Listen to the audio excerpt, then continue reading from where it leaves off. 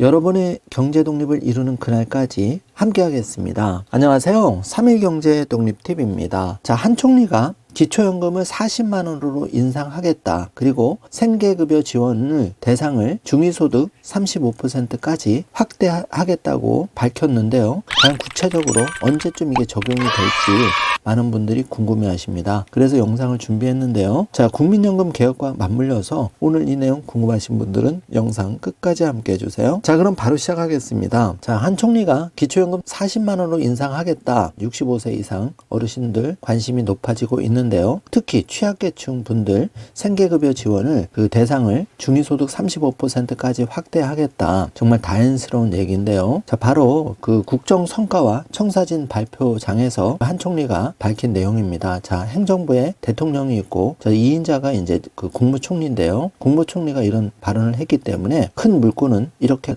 간다고 보시면 되겠습니다. 이제 시점이 문제인데요. 한 총리가 약자에게 더 따뜻한 사회를 만들 방법으로 기초연금 40만 원 인상, 그리고 생계급여 지원 대상 기준 중위소득 35%까지 확대하겠다고 밝혔기 때문에 시점의 문제이지 이건 2023년, 4년, 5년 중에 적용이 되리라고 조심스럽게 전망을 해봅니다. 지금부터는 프랑스 국민연금 개혁이 있었죠. 이것과 맞물려서 지금 한국에서도 국민연금 개혁 특위가 구성이 되어서 지금 활동을 하고 있는데 어디까지 업데이트가 되었는지 살펴보겠습니다.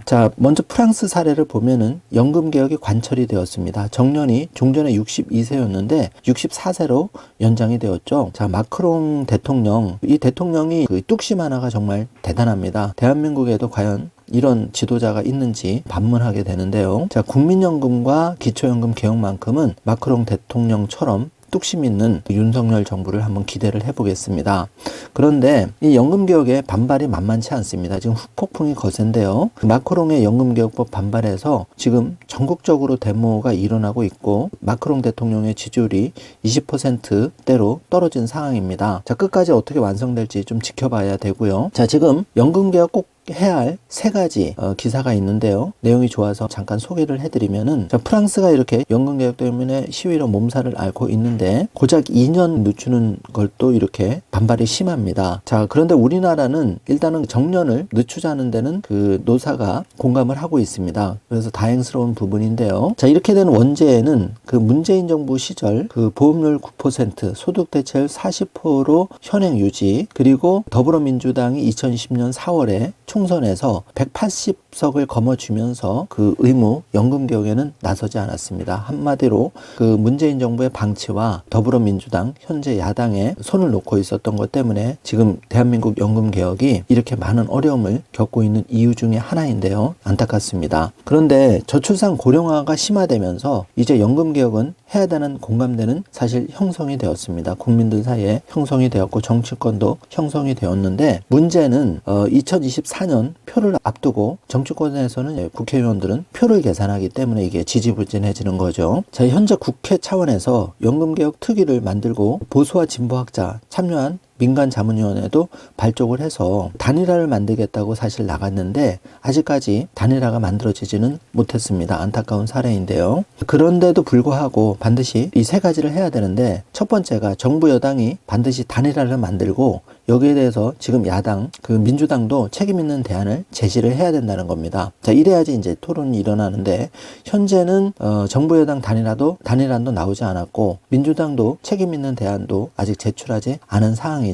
그래서 문제가 있다는 거고요. 지금 국민연금 재정고갈 표를 보고 계신데요. 그래프를 보면은 2055년에는 이제 완전히 고갈이 됩니다. 종전 2057년에서 2년 앞당겨졌는데요. 2040년에 최대 적립기금 1755조를 달성하고 이게 15년 만에 완전히 싹 다 고갈이 되는 겁니다. 그래서 지금 MZ세대들 고민이 크죠. 내가 연금 그 보험료는 많이 올려서 낸다고 해도 과연 내가 받을 돈이 있을 것인가, 그분들의 걱정 당연히 이해가 됩니다. 두 번째로 2055년 예상되는 연금 고갈 시점을 현축의 기준으로 10년 이상 늦춰야 되는데요. 이건 매우 절박합니다. 그래서 현재 아무것도 되어 있지 않기 때문에 반드시 이게 관철이 돼야 되고, 세 번째는 보험료율이 현재 9%인데 이걸 어떤 식으로든지 인상을 해야 된다는 얘기입니다. 자, 그동안 전 정부가 방치를 했고, 문 전 대통령이 2018년 복지부가 보험료율 인상안을 보고했을 때 국민 눈높이에 맞지 않는다며 재검토를 지시를 하면서 그냥 넘어갔죠. 자, 이때 실기를 했기 때문에 많은 문제가 발생하고 있는 겁니다. 그래서 이 세 가지, 보험료율 인상, 그리고 연금 고갈 시점 10년 이상 되고, 그 다음에 정부와 여당 그리고 야당이 자기들의 안을 명확하게 내야 된다는 거죠. 그래야지 이제 토론이 이루어지고 국민적 합의가 도출돼야 된다는 얘기입니다. 자, 현재 프랑스 연금 개혁을 보면은 그래도 우리가 다행인 거는 국내 주요 노총은 정년 연장을 요구하고 있고, 적절한 시기에 정년 연장과 연금 개혁을 함께 묶어서 추진하는 방안을 이제 강구해야 된다는 거죠. 그리고 기성세대는 자기 목을 먼저 조금은 내려놓아야 MZ세대를 설득할 수가 있는 겁니다. 닭과 꽁켜지고는 할 수가 없다는 거죠. 그리고 이제 기업도 문제라는 거는 지금 보험료율 현행 9%인데 근로자가 4.5%, 기업이 4.5% 이렇게 부담을 합니다. 그래서 앞으로는 기업도 점점 어려워지기 때문에 기업도 보험료율이 올라간다면은 그 준비할 시간과 함께 반대로 인센티브를 제공해야 되죠. 예를 들어서 기업도 지금 환경이 점점 어려워지고 있는데 기업도 돈을 벌어야지 보험료를 낸다는 거죠. 그래서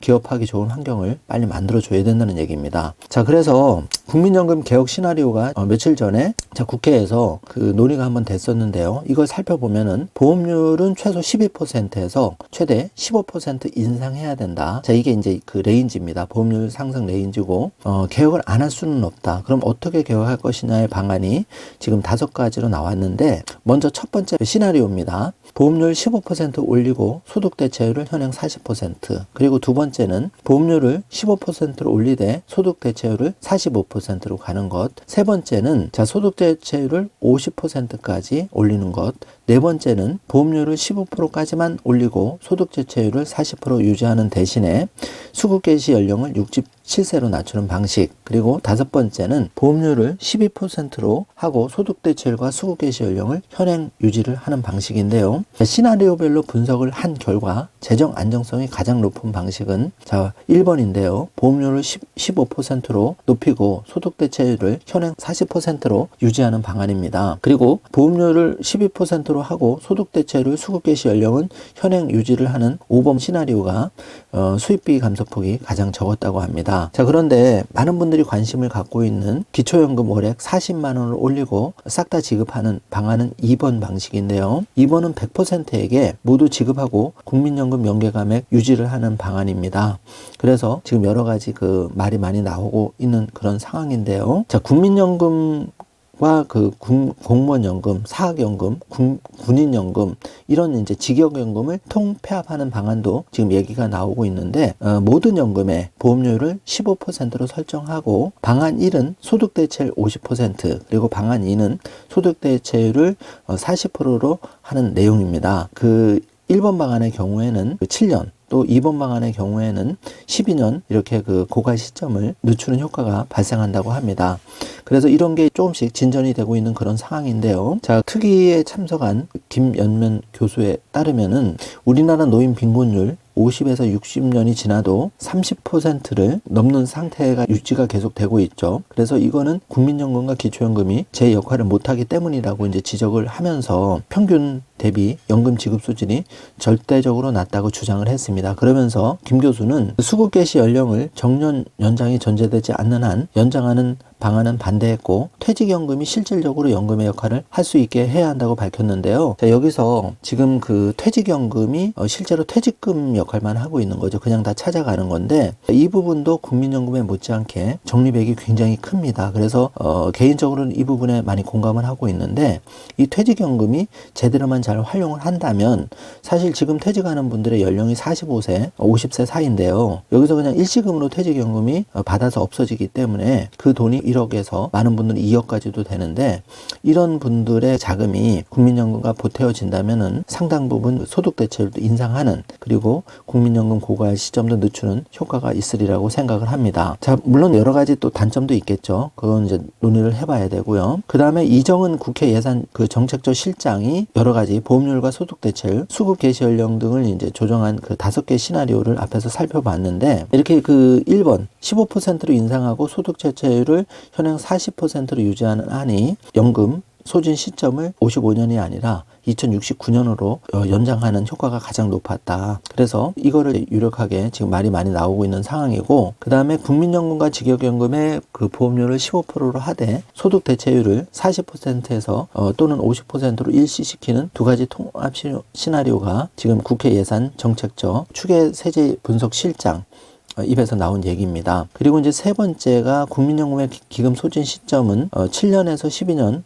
연기되는 쪽으로 여러 가지 이제 안이 나오고 있는 그런 상황이라고 보면 되겠습니다. 자, 정리를 해보면은 기초연금을 40만 원으로 싹 다 지급하는 부분, 그리고 두텁게 지급하는 부분이 지금 물밑에서 진행이 되고 있는 그런 상황이고, 그 국민연금 보험료를 올린다면 현행 40% 소득 대체율도 50%로 이제 올리자, 이런 얘기가 자연스럽게 나오고 있는 거죠. 자, 이런 한편에 정치권에서는 많은 분들이 이거에 대해서 기대 반 우려 반이 있는데, 어르신 기초연금액을 40만 원 상향하는 김남국 의원의 기초연금법 상향 대표 발의가 되어 있는 상황입니다.